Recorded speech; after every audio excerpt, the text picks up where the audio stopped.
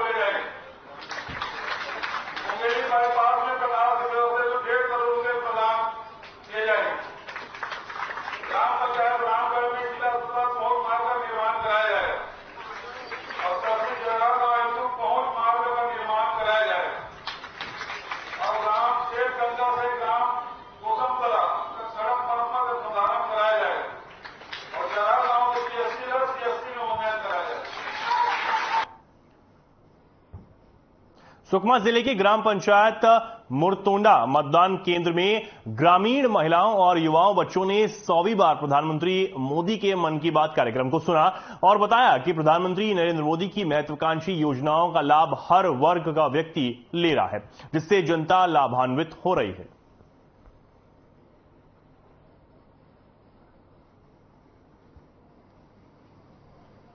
नमस्कार। अभी यहाँ के जो बूथ क्रमांक से देख रहे थे, मुरतोंडा मतदान केंद्र 206 और बूथ क्रमांक 2 में बड़ी यानी कि मन लगा करके और अपने यहाँ के जितने भी माताएं हैं, बहनें हैं, और बच्चे हैं, सभी लोग यहाँ पर बैठ करके मन लगा कर देखने का प्रयास किए और जो हर खबर चैनल को ही लगा करके इन्होंने देखा है कि और हम आगे बढ़ते हुए हमारे सेठिया जी से हम चर्चा करते हैं तो और क्या कहना चाहते हैं। मैं हेमलाल सिन्हा, मंडल महामंत्री भाजपा सुकमा। मैं हर खबर न्यूज को सबसे पहले बहुत बहुत धन्यवाद देना चाहता हूं कि आपके माध्यम से हमने भाजपा परिवार आज हम मन की बात आपके माध्यम से सुने, हमें बहुत अच्छा लगा। और मैं बताना चाहता हूं आज हमारे आदरणीय नरेंद्र मोदी जी का 100वां एपिसोड था और हमारे मोदी जी ने आज 100वां एपिसोड में हर गरीब सबके लोगों को घर घर तक उनको विकास पहुंचाने का काम और हर वर्ग को हाथ में काम दिलाने के लिए जो वादा किया था आज उस वादा में खरे उतरे हैं और हर तबके को काम मिलने का जो वादा किया था आज रोजगार गारंटी योजना के तहत भी वो काम घर घर तक अकाउंट के दो माध्यम से पेमेंट पहुंच रहा है। और मैं बताना चाहता हूं कि जो केंद्रीय विद्यालय जो खोले हैं उनका जो आज रिजल्ट भी सर्वप्रथम सबसे ज्यादा हाईएस्ट उन्हीं का आया है, उसके लिए भी मैं आदरणीय मोदी जी को बहुत बहुत धन्यवाद देता हूं।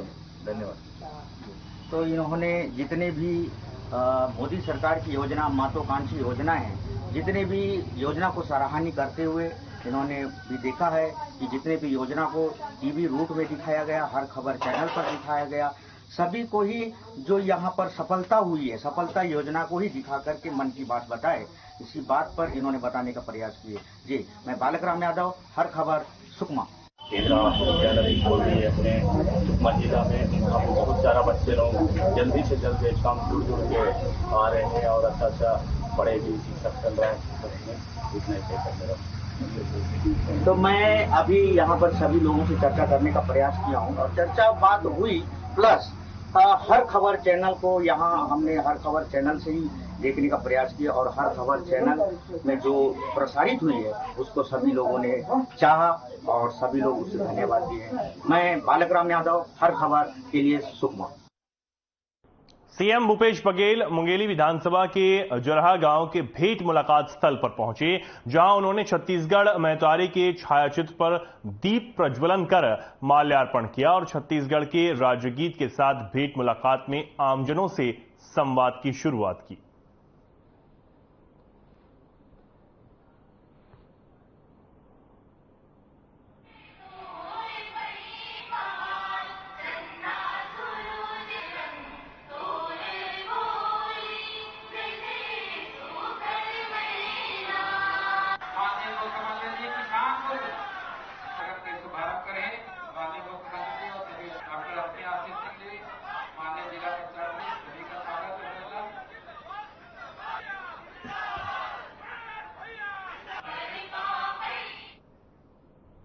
खबर जगदलपुर से है। छत्तीसगढ़ शासन की ओर से पूर्व में किए गए अपने चुनावी घोषणा में से एक बेरोजगारी भत्ता दिए जाने के वादे को पूरा करते हुए बस्तर जिले के लगभग 70,000 युवाओं को 50 करोड़ की राशि वर्चुअल माध्यम से मुख्यमंत्री भूपेश बघेल की ओर से दी गई। इसके बारे में जगदलपुर कांग्रेस विधायक और संसदीय सचिव रेखचंद जैन ने जानकारी दी।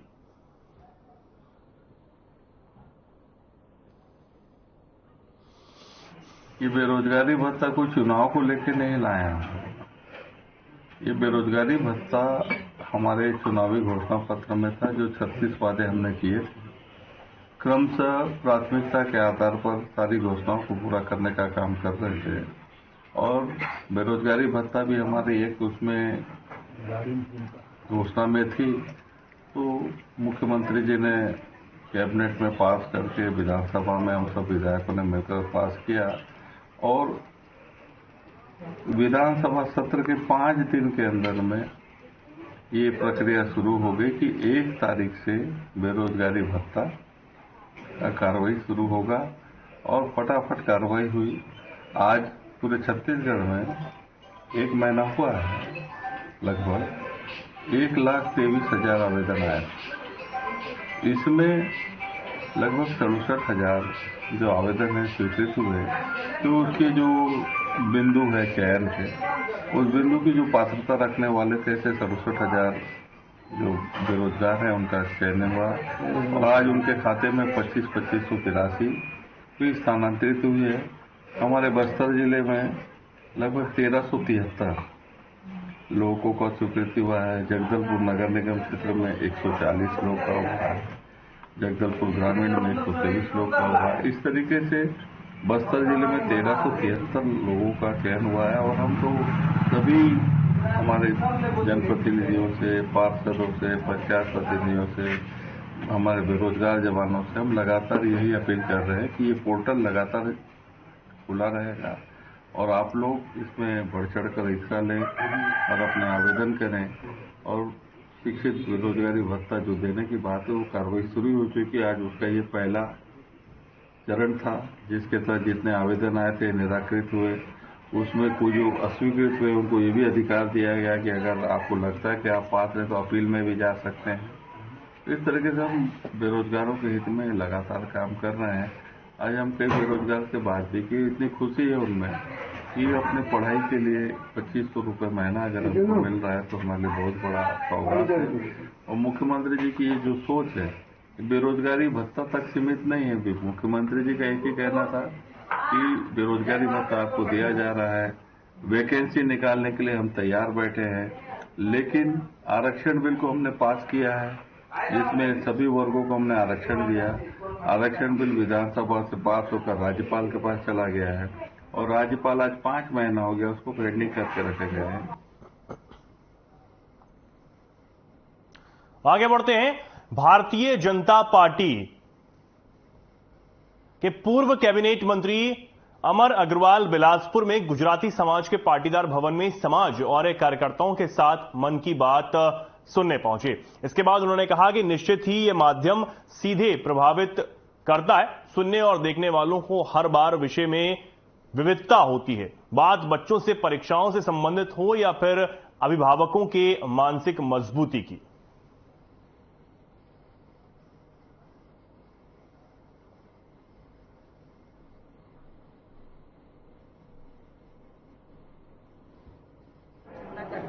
पर ये 2 बातें बहुत अच्छी लगी कि वास्तव में हमारे भविष्य के लिए आपको लोग पन्नी वगैरह छोड़ जाते हैं, प्लास्टिक के टुकड़े छोड़ जाते हैं। बहुत ही अच्छे समझाया गया कि किस प्रकार से मेहनत करते हुए और सबको जागरूक करते हुए निर्धारित डस्टबिन में ही कचरे डाला जाए और इस प्रकार से पर्यावरण प्रदूषण और गंदगी से निकल जो मार्ग है वो बहुत ही सराहनीय है।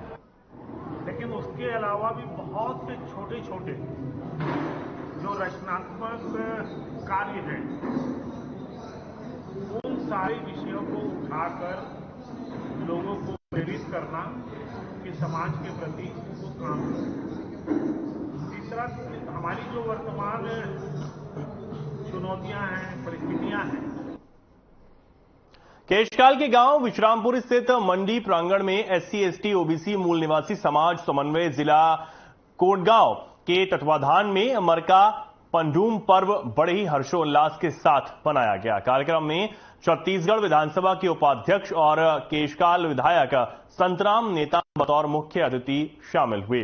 कार्यक्रम में आदिवासी समाज के नर्तक दलों और राउत नाचा ने संतराम नेताम का गर्मजोशी से स्वागत किया। संतराम नेताम ने कार्यक्रम को संबोधित करते हुए कहा कि मुझे बेहद खुशी हो रही है कि आज सर्व समाज एक मंच पर एकत्रित होकर मिलन समारोह मना रहे हैं।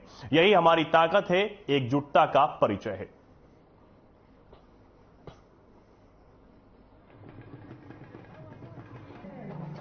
समाज के अगर हमारा महासम्मेलन हो, बैठक हो, आपकी जिम्मेदारी बनती है कि आप हमारे अधिक से अधिक समाज के भाई और बहनों को आप उनको प्रचार प्रसार भी करेंगे और मंच में लाने का आपका दायित्व भी बनता है। आदरणीय साथियों, क्योंकि मैं इस विषय पर अब ज्यादा नहीं कहूंगा, एक निवेदन भर करना चाहता हूं।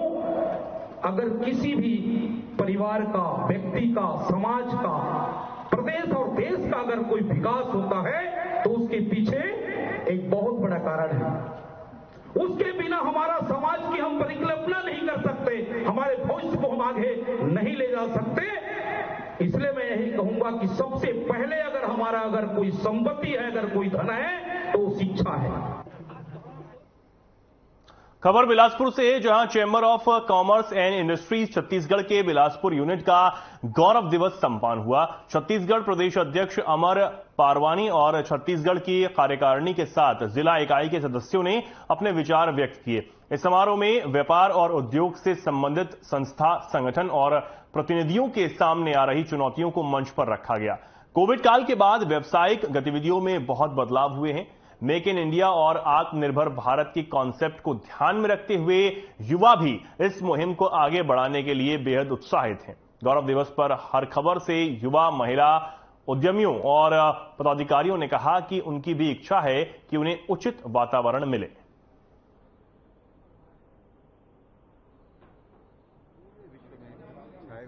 उनको सबसे पहले एजुकेट करें। लोगों के पास नॉलेज है बट उनके पास फंडिंग नहीं है।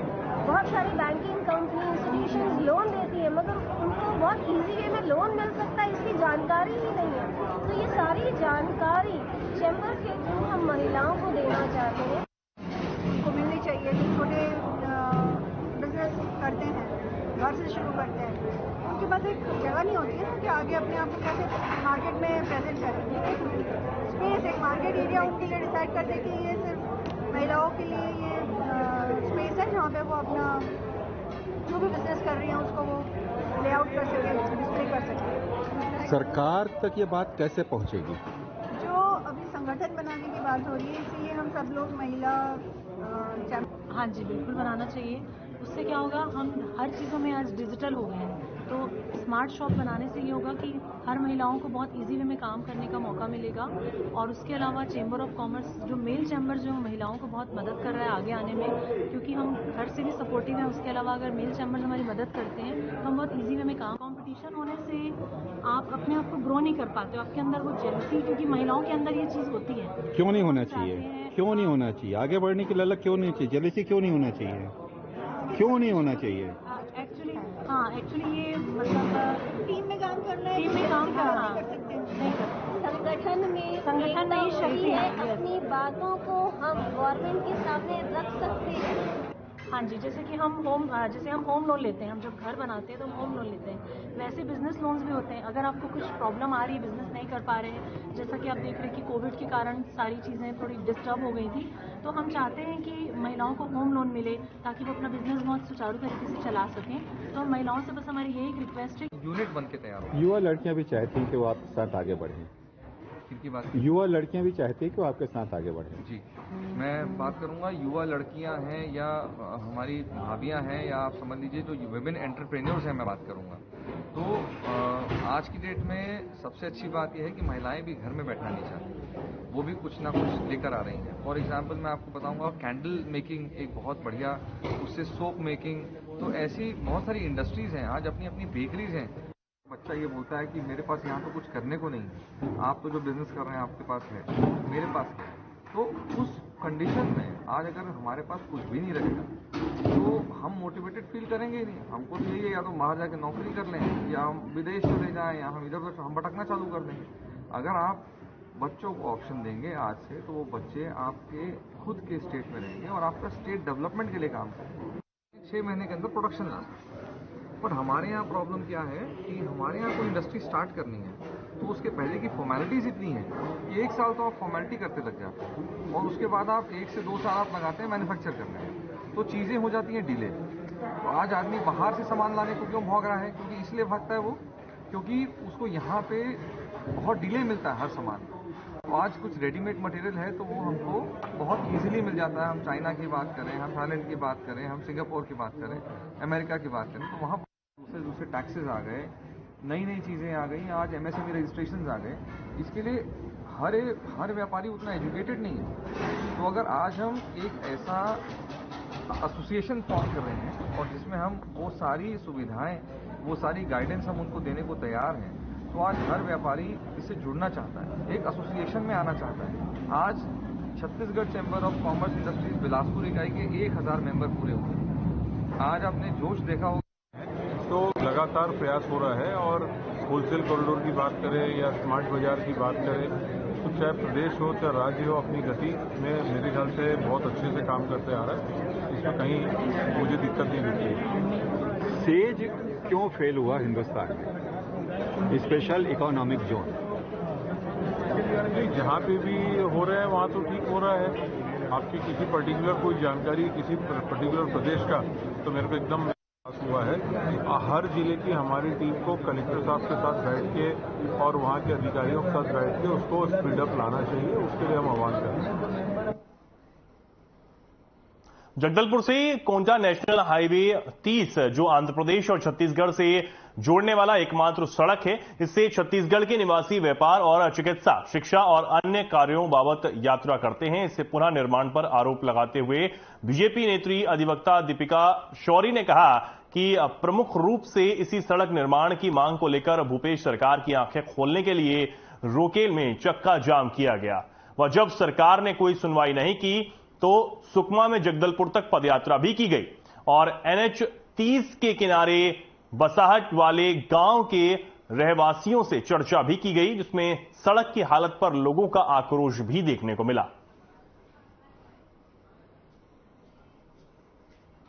कुछ महीनों पूर्व मैंने सुकमा से जगदलपुर 160 किलोमीटर की पदयात्रा की थी। इसका एक प्रथम मुख्य बिंदु यह था कि जो राष्ट्रीय राजमार्ग 30 है, जो कि बुरी तरीके से क्षतिग्रस्त थी, जिसमें पैदल चलना तो दूभर, उसमें गाड़ियों की चलने की बात तो बहुत दूर है।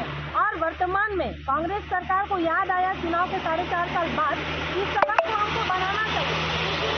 अब चुनावी स्टंट है और चुनाव करीब पहुंच गए, उनको ये याद आया होगा कि हमको राष्ट्रीय राजमार्ग को रिपेयरिंग करना चाहिए। मेरी जो मांग भी थी वो राष्ट्रीय राजमार्ग की रिपेयरिंग या फिर नवनिर्माण की बात थी।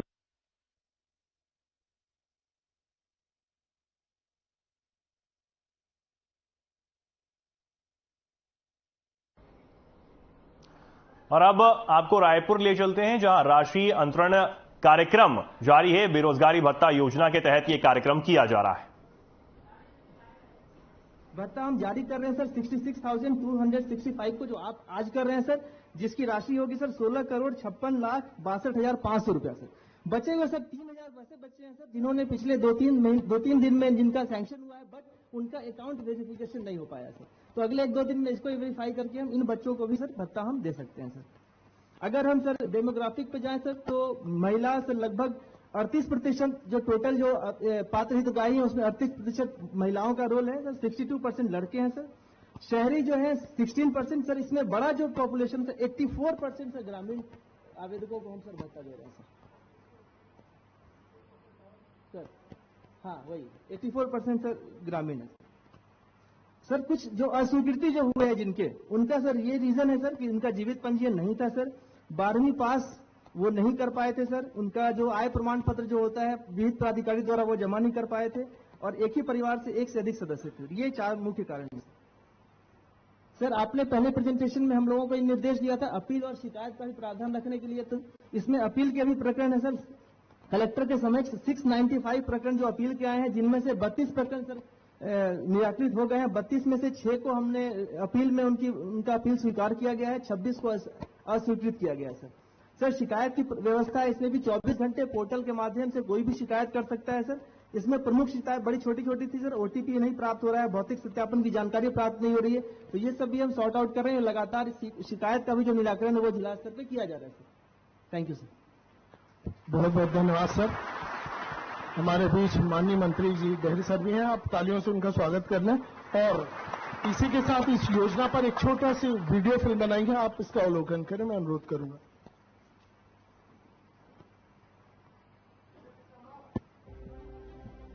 सबसे कम बेरोजगारी दर वाले राज्य में जो बेरोजगार युवा परीक्षाओं की कर रहे हैं तैयारी, उन्हें सरकार दे रही है आर्थिक सहारा। ये सहारा उनके सपनों को पंख देगा, युवाओं की उम्मीदों को पूरा करेगा। इससे बेहतर और सुनहरे भविष्य के लिए पहली सीढ़ी चढ़ने का कठिन रास्ता होगा सुगम। बेहतर कल के लिए संघर्ष के रास्ते में सरकार ने थामे रखा है युवाओं का हाथ। बेरोजगारी भत्ता योजना छत्तीसगढ़ सरकार की ऐसी योजना जिसने शिक्षित बेरोजगारों को आर्थिक सहायता देकर उनके संघर्ष की राह को आसान बनाया है। इस योजना ने युवाओं में नई ऊर्जा का संचार किया है, उन युवाओं में जिनमें हौसला है, कुछ कर दिखाने का। जज्बा है दुनिया को मुट्ठी में भींच लेने का, जिनकी लहू में कौशल और नवाचार घुला है। शिक्षित बेरोजगारों को बेरोजगारी भत्ता प्रदान करने की घोषणा करता हूं। मुख्यमंत्री श्री भूपेश बघेल की घोषणा के अनुरूप छत्तीसगढ़ में 1 अप्रैल 2023 से बेरोजगारी भत्ता योजना लागू की गई है, जिसमें 18 से लेकर 35 वर्ष तक के पंजीकृत बेरोजगार व्यक्तियों को मिलेगा 2500 रुपए हर माह भत्ता। और आज मुख्यमंत्री श्री भूपेश बघेल देने जा रहे हैं इस योजना के लाभार्थियों को प्रथम माह की राशि। फिलहाल के लिए खबरों में इतना ही। नमस्कार।